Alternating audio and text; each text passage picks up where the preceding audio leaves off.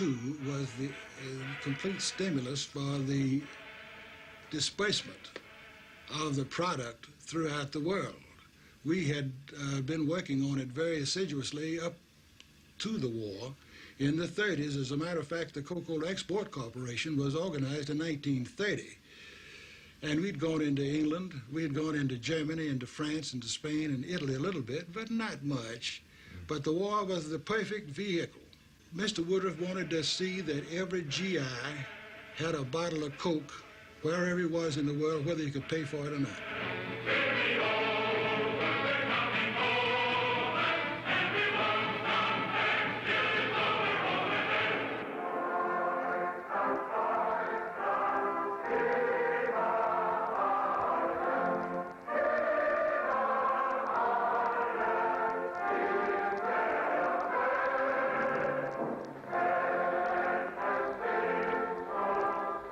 For all its patriotism, Coca-Cola was sold over there in Hitler's Germany.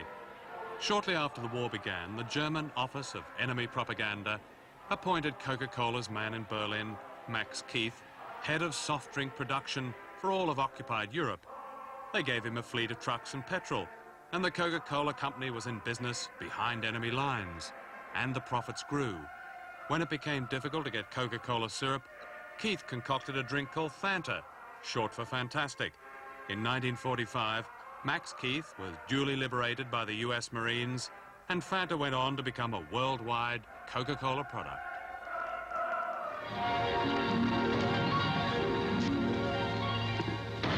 The Coca-Cola Company presents The Pause That Refreshes on the Air.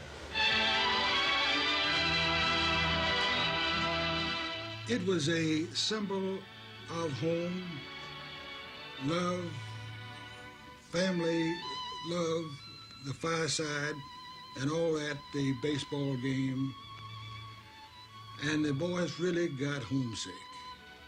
And they thought of the corner drugstore and the walking home with the bottles and so forth, and the going out on Saturday night to the public place where they could watch the girls go by, or to date the girls.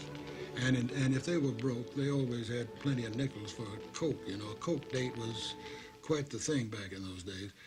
But that's what they thought about while they were out there, bored to death. You know, this idea of hurry up and wait in the Army.